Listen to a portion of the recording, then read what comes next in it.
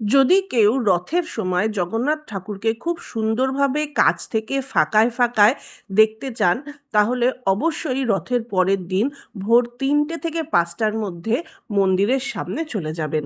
দেখবেন একদম কাছ থেকে খুব ফাঁকায় আর খুব সুন্দরভাবে জগন্নাথ ঠাকুরকে দর্শন করতে পারবেন।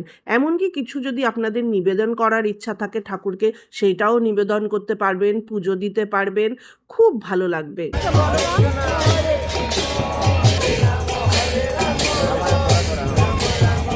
আমরা রথের পরের দিন ঠাকুরকে ভালোভাবে দর্শন করার জন্য চলে গেলাম মন্দিরের সামনে।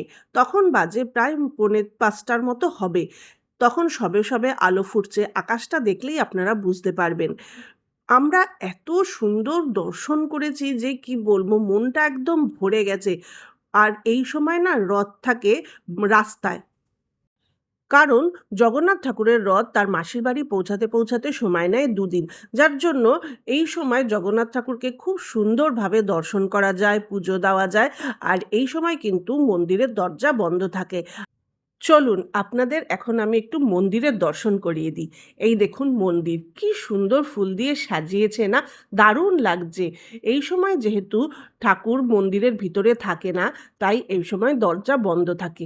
খুব ভালো লাগছে দেখতে, দেখুন।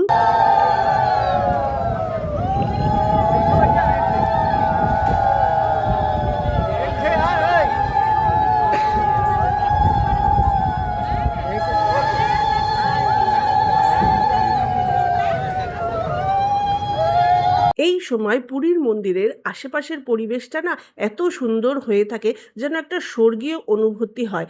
আর এত ভালো লাগে যেন এখান থেকে ফিরতেই মন চায় না। এইটা না একটা অনুভূতি। এটা না আমি মুখে বলে বোঝাতে পারবো না। এত সুন্দর। এখন সকাল ৮টার মতো বাজে, আর আমরা বেরিয়ে পড়েছি আমাদের বাড়ির উদ্দেশ্যে, অর্থাৎ কলকাতার দিকে। আর এই দেখুন কি সুন্দর করেছে না এই জায়গাটা। এটা হচ্ছে মোহনার দিকটা। খুব সুন্দর রাস্তাটা করেছে। এত ভালো লেগেছে আমার এই জায়গাটা।